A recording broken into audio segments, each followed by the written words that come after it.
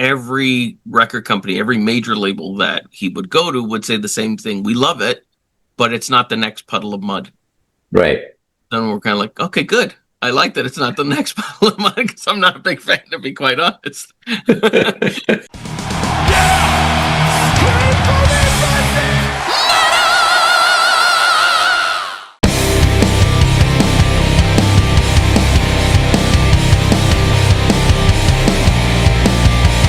Joe, thank you so much for your time today. I am super excited to talk to you. Almost as excited as to just listen and watch you play as this comes out a few days later, really, at the Golden Horns Fest. How are you doing, man? Doing great, thanks. How about yourself? Not too bad, not too bad. We're recording this on the eve of Canada Day, so at least I don't know what your schedule is like, but I'll have a little bit of a quieter day tomorrow, and I'm looking forward to that. Awesome. Now you were, obviously you are the mastermind of Warmachine, the headliner of this show that's coming up. You do much more than quote unquote just Warmachine. You were just playing with Sandman as well last week, and how was that show? Right. It was really good. We did 2 shows actually. So we were in Toronto at the Rock Pile on Friday night, which was really good. Very hot, sweaty metal show. And then the next night, conversely, we were in Quebec, Mansfield, Quebec. Okay. On Saturday for an outdoor show. So really nice weather, great big crowd, and just the only problem was lots of bugs. Huge. Oh, I bet. Just flying into our hair and stuff. Actually, our singer Rickford had one fly into his mouth. He choked while he was singing.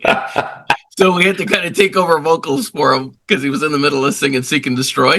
And we're just like, is he all right? He was like, he's all, I'm joking. I mean, we're laughing now, but that's not a fun situation. I mean, there's a metaphor in there somewhere, but it's a Dumb and Dumber moment. Yeah. Exactly.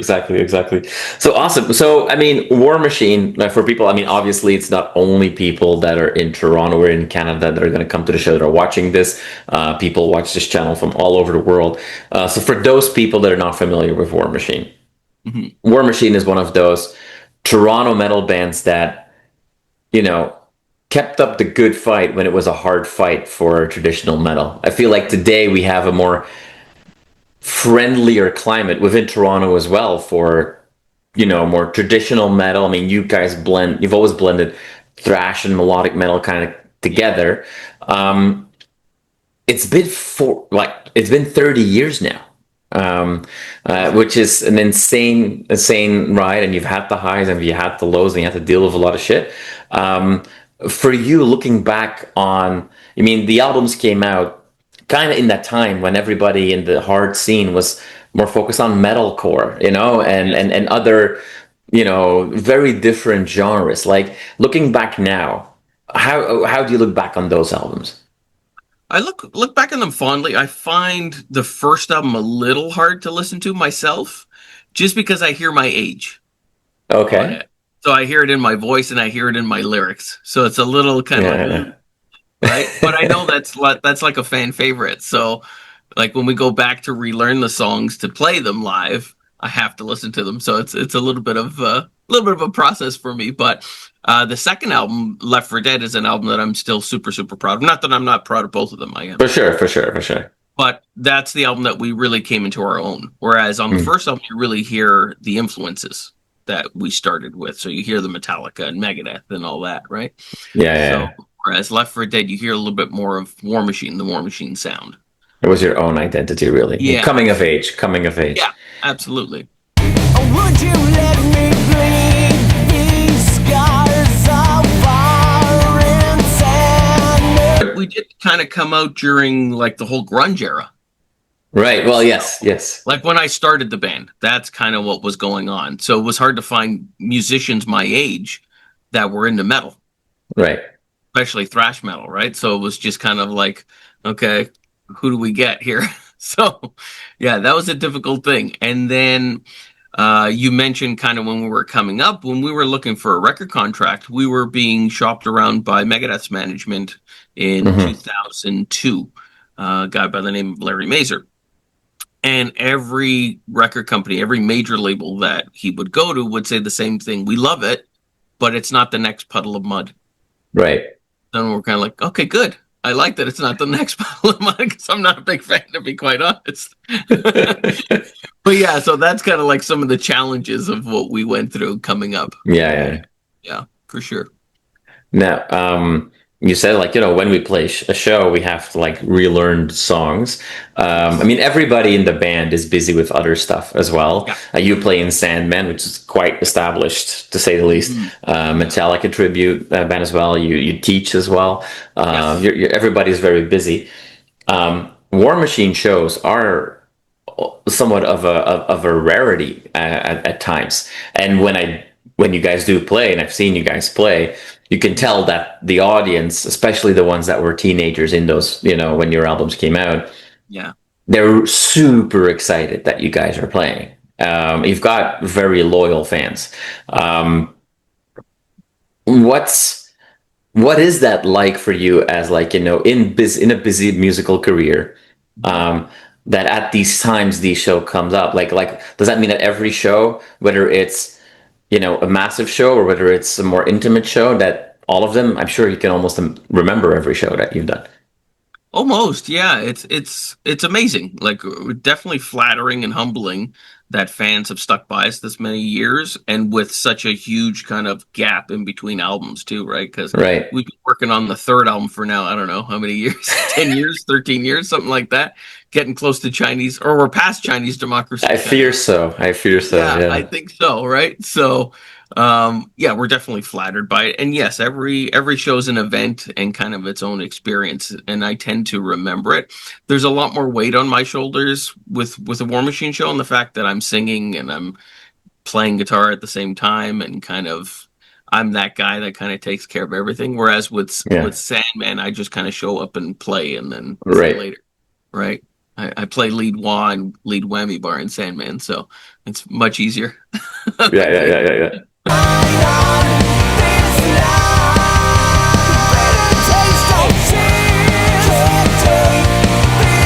Now that you mentioned the, at this point already mythical third album that you're working on, Yes. I mean, I won't be yet another person that says like, "Hey, tell me, when is it coming?" I mean, Right. I'm sure that we'll find out when you guys are ready to share that with us. Hmm. But you already mentioned that you guys grew up from a musical perspective over the releases, and if you go back to the first demo, like Demolition, I think it was called, Yes. to Left for Dead, that was quite the musical evolution. So, I mean, 13 years later, what should we then expect that you got, like new material of Warmachine? What kind of evolution do we have to expect from there? Okay. Well, we've already done quite a lot of pre-production for it. So the demos are kind of there right now. It's now down to me finishing some lyrics and some vocal lines and figuring out keys and things like that at that point, like vocal keys. And from what I can tell you and what I know so far, it's a huge leap in terms Okay. of certain songs being like very heavy and very more intricate, because I've grown myself as a guitar player over the years quite a lot. Mhm. So I can do a lot more now than I could 10, 13 years ago, right? Or further back. So it's definitely more intricate, but there's also still that Warmachine sound. So it's still going to be super melodic as much as possible. Still tons of harmony vocals, harmony guitars. I think, like I said, the playing is going to be kicked up a notch. We have a really great drummer now in Alexis Mhm. Craven. So he's a very technical drummer as well as lots of groove. So he's adding that kind of new, maybe technical, almost kind of not gent, but close to that, because we are using some 7-string guitars on this new album. But there's also super traditional Warmachine stuff on it as well. Right. So it's going to be kind of a quite a blend. For me, what I like to do is I like to write songs that don't quite sound like the last one Mhm. that I wrote. So I kind of almost make a conscious effort, even if it's similar, I'll probably change the tuning so that it doesn't sound like the last song. Something that I do, which might be good or bad, I'm not sure, is all in between albums shut things down in terms of creativity. Right. So what's happened this time around is it's kind of caused a little bit of a writer's block for me. But usually what it would do was make the next set of songs that much more different than the last. Yeah, So yeah. I'm slowly trying to get that back at this point in time. So that's what's part of the holdup for the new album. Okay. Like you make it sound that we should expect an eclectic collection of. Is it almost more like an anthology of songs versus an album then? Yeah, I would say so. I'd say that's a great way to put it. Yeah, every song's kind of its own thing. There's obviously going to be similarities no matter what. It's always going to be Warm Shade. Right. It's always going to sound like us. But yeah, it's definitely going to be all ends of the spectrum, basically everything you can kind of think of, from the more traditional stuff to the more modern stuff to even some lighter stuff too. So there's going to be probably some semi ballads or maybe ballads in there, and then some really heavy 7-string stuff.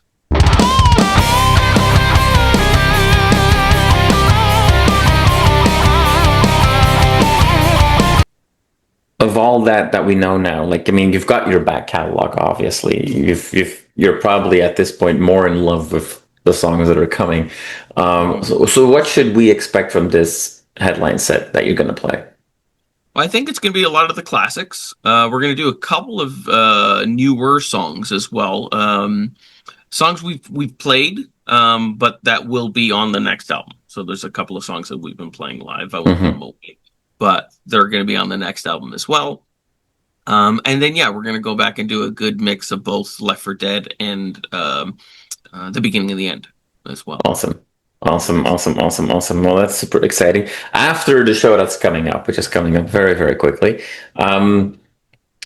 either with Warmachine, but also obviously with all your other stuff, like, what else can we keep our eyes open for? Like, what's coming our way?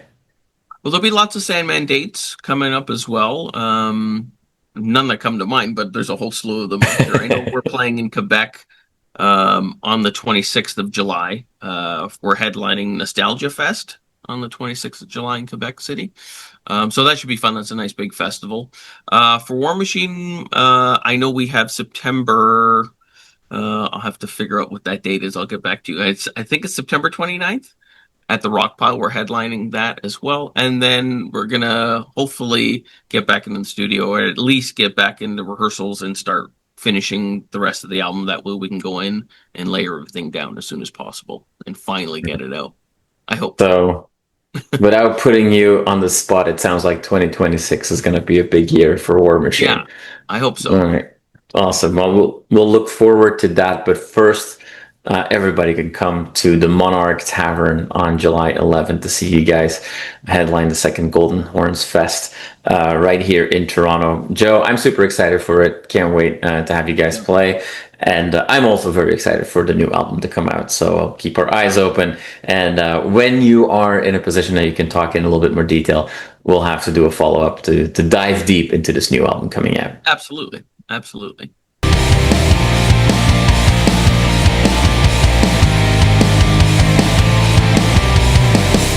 You are awesome for watching this video. Click right here to see more content like it and subscribe to the channel.